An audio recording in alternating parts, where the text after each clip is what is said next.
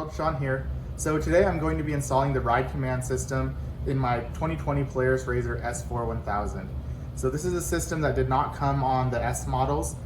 It only came on the more premium models of the RZRs, and it's a system that I've always been wanting to get installed into my RZR since I purchased it. After doing a bunch of research, figuring out what part numbers were needed to get this done, I came up with a list, ordered them, and here we are today. So I'm going to share with you all the part numbers as well as how to get this installed into your RZR.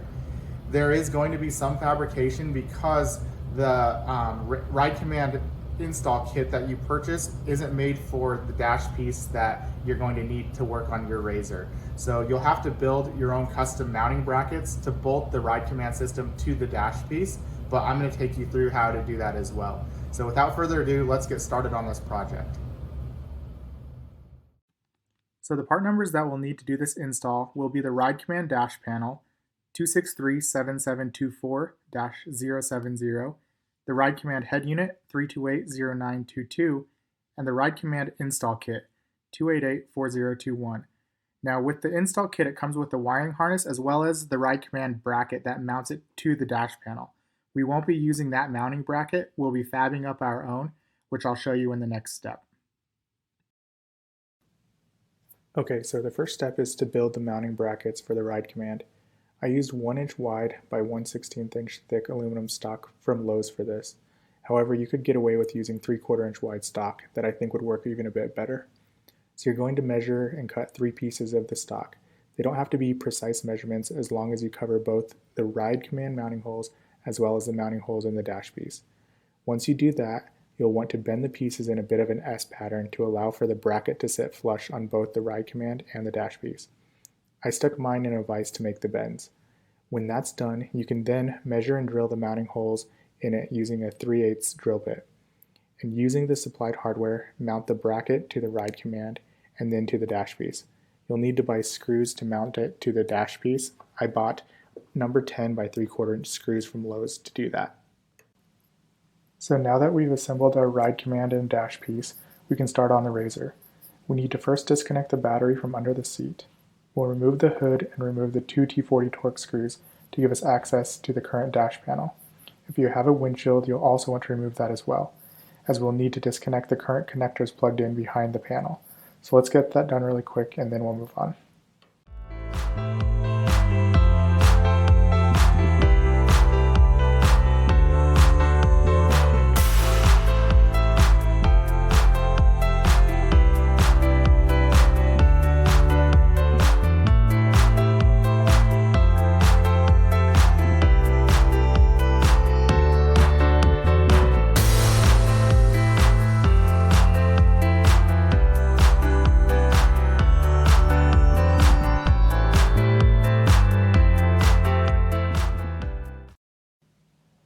With the panel removed, we can start on the first part of the install, which is the AM/FM antenna. You'll be drilling 2 holes. Refer to the instructions that came in the ride command install kit for the hole sizes, placement, and assembly. This part of my filming got cut off, and so unfortunately I can't show the actual process. Sorry about that. Alright, so we've got the radio antenna installed. So it's bolted down underneath there. And then it grounds out to this bolt right there on your radiator support. So we'll get moving on to the next step. All right, so next up is installing the main wiring harness for the ride command. So we're gonna start on this end. I'm just gonna kind of go over what each of these plugs are. These plugs are going to go right into the ride command unit itself. Then you're going to have your audio plugs. You're going to have a few of them right here. And I'm going to leave these all taped up in the harness because I'm not going to end up using those these audio plugs since I don't have the factory Polaris speakers. You have a little plug right here that has that little boot on it. That's actually for your rear camera. Moving down the harness, we're going to get to your diagnostic plug. So this is going to replace the current diagnostic plug. And then this other purple connector is actually going to plug into your current diagnostic plug that's on your machine, which is what's going to give the whole harness the signal that it needs. These are going to be your power, ground, and accessory plug terminals. And then moving down a little bit further, this is going to plug into your ambient temperature sensor. And then this last little guy right on the end here, that's gonna be for your front-facing camera for the front of your RZR. So we're gonna get this guy installed. I'll show you kind of the route that it's gonna go. So we'll just kind of drape it in here really quick. So your main plugs right here are gonna go sit on the inside here. And then as well as your speaker plugs, those will all sit kind of on the inside. I'm just gonna clip them on here. There's a little hole right on your firewall, right there. This guy's just gonna clip onto really quick, just a little bit. And then I'm gonna route it down through this channel right here. You have kind of this natural little channel right there. That harness is gonna go sit in that channel, so it's not getting pinched or anything like that. From there, the harness is gonna route around. You have, once again, your power wire, your ground, and your accessory that'll connect to your bus bar. And then we have our purple plugs, which are the diagnostics plug and the other plug that's going to connect into your current diagnostics plug, which is this guy right here, which is going to power up that harness and give it the signal. And then these last ones, once again, these are going to route kind of down this way, all the way to the front. We'll pull this cover off. And they're gonna come around following this harness right here and end up in the front here where you'll have your ambient temperature sensor. And then on my machine, since I did the Fang Light fascia swap, I have my spot for my front camera. The rear camera is gonna drop down and run through the tunnel all the way to the back of the machine and mount in the back. So that'll be the next step, but we're gonna get all of this installed really quick here and then we'll go on. All right, so we have the harness routed here.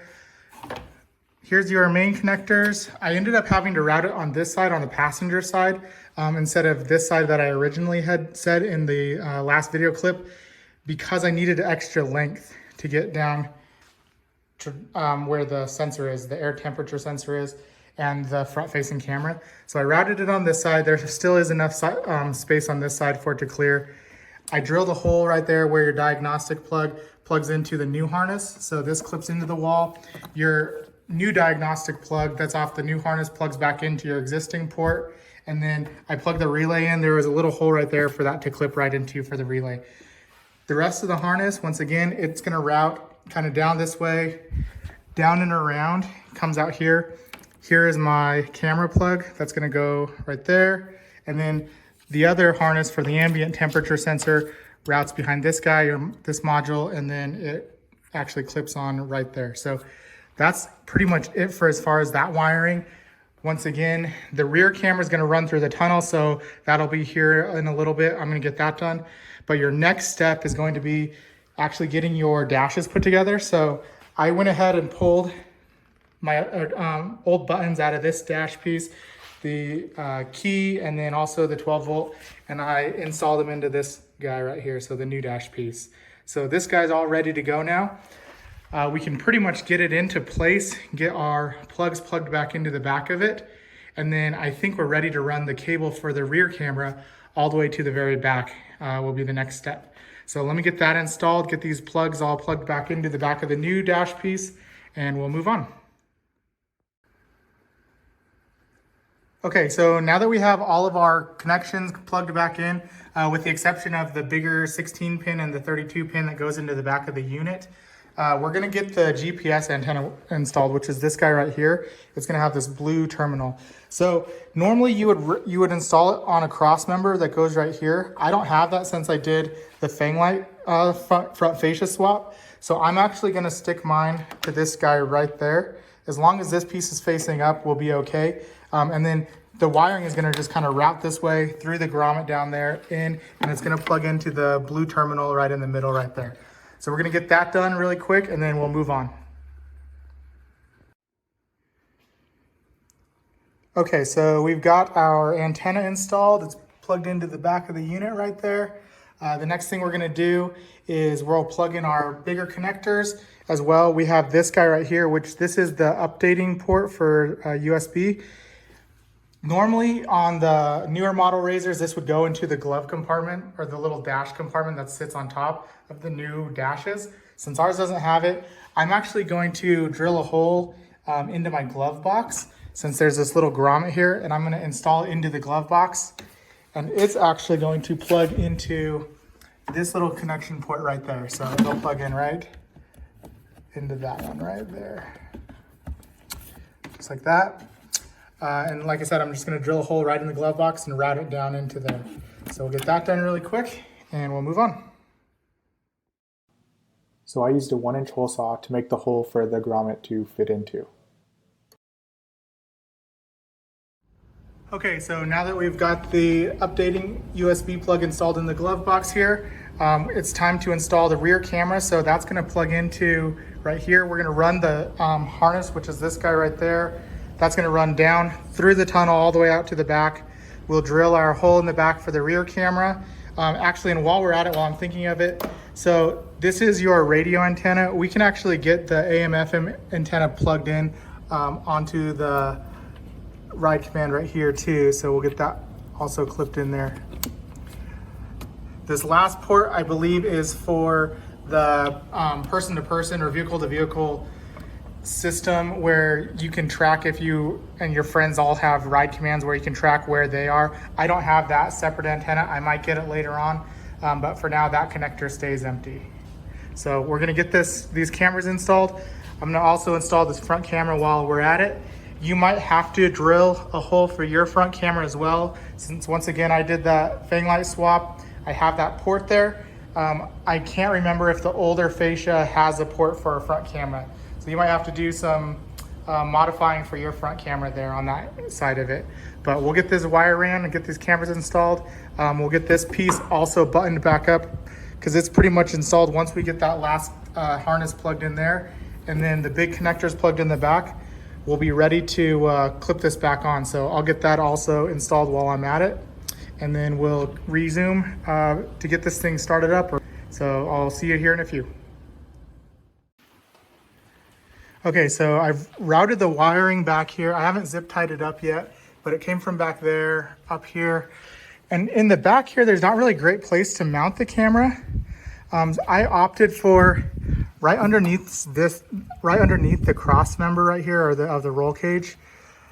And it's a 3/4 inch drill bit. You just kind of wallow it out a little bit wider than that, just so the metal tabs of the camera will push in there and lock or make good contact.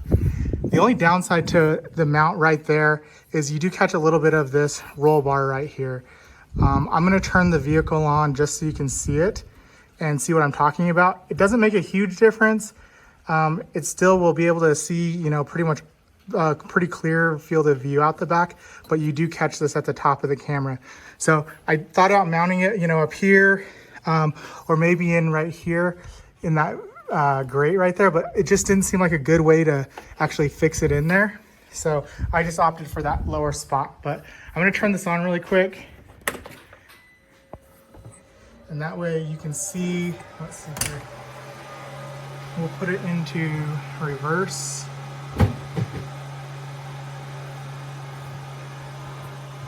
So there you can see what I'm talking about. So you can see the roll bar right there at the top a little bit. You can actually still see though, in the background, my wife's car, my truck out there. So you still have a pretty good field of view, even with that roll bar being in the way a little bit at the top. So I'm not too worried about it. Like I said, there are a couple other places you could mount it. I just opted to mount it right there. That way the camera does stay a little more protected from,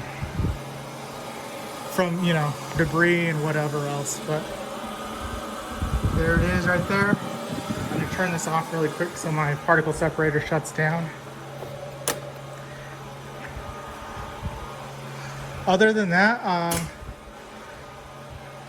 I did connect up, those 3 wires, your accessory, your ground, and your power wire to the bus bar. That's pretty much wraps up this whole install. All you have to do is, button up your pieces again, get your tunnel all buttoned back down, your seats back in, finish tying up the rear wiring harness, and we're good to go. So I'm gonna get the seats put back in this. We'll get it all fired back up, and I'll show you how the ride command works We'll go through the display and everything like that, and we'll finish this video. With that being said, I'm gonna get this knocked out, get these reassembled, and I'll see you back here in a few seconds. Okay, so now that we've got this all buttoned up, we're gonna go ahead and kick on the machine. We got our gauges now, have our ride command starting up. Let it boot up here, and it's gonna give us this warning message.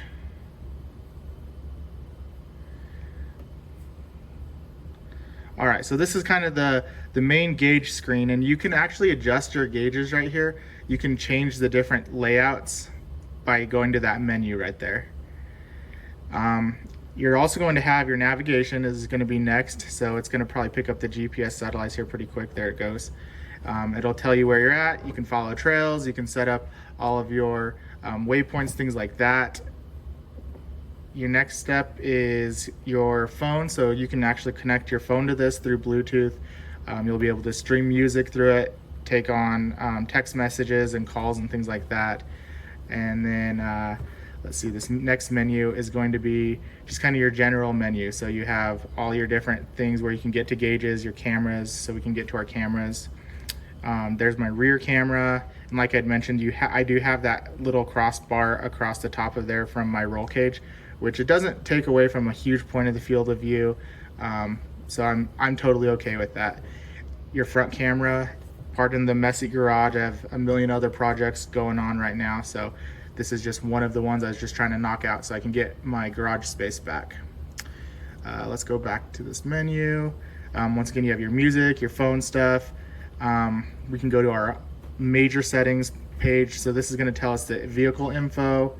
You have your general info right here about the ride command, different things that parameters that you can set up on here, as well as where you'll update your software. Set your clock. Once again, set your audio parameters up if you do have the speakers, the indoor speakers or whatnot. And then you can do all of your service intervals, diagnostics through this one as well. You have your V2V or your vehicle-to-vehicle ride group. So that's if you have that additional antenna, which I don't have that installed on mine. That's that brown connector that's on the back of the ride command display that I didn't connect to. That would be where you'd plug that in, and you could track each other's excuse me, each other's movements and where you're all at on the trail. So once again, music button, so you can connect all your music to it, and then your speakers. So let's see here, we'll go back to the navigation screen. I believe you can move the map around, yep, so you can see where your trails are. There's a bunch of trails, you know, right off of where I live, right outside of where I live, so which is pretty nice. But anyway, I think that's about all that wraps up for this video. If you guys have any questions about it, please don't hesitate to leave me a comment. I know this is a pretty extensive install, but I'm more than happy to try to answer questions for you. One question I did get a lot of is on the gauge cluster, what it does for your odometer reading. So if you install this gauge cluster, mine was a brand new one, it's going to actually import the mileage over to the ride command.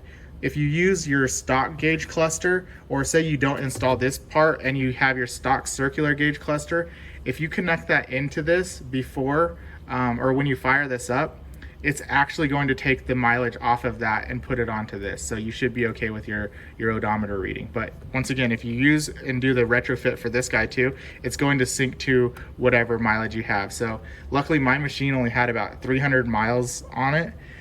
So it's pretty easy to track for me of how many miles I actually have on my machine. As well, your hours will always transfer over from your ECU to this and also to this. So you're always going to have your correct usage hours on your machine as far as that goes. If you thought this was helpful, you know, give it a thumbs up for me. That always helps me out, and subscribe to my channel. I'm always trying to do cool stuff like this, cool mods like this to my RZR and to different things that I own. So if you find it interesting, subscribe and stay tuned for the next thing. I might do a vehicle walk around and show you everything that I've done to this in the future. So maybe stay tuned for that as well. Thanks for watching again, and have a great day.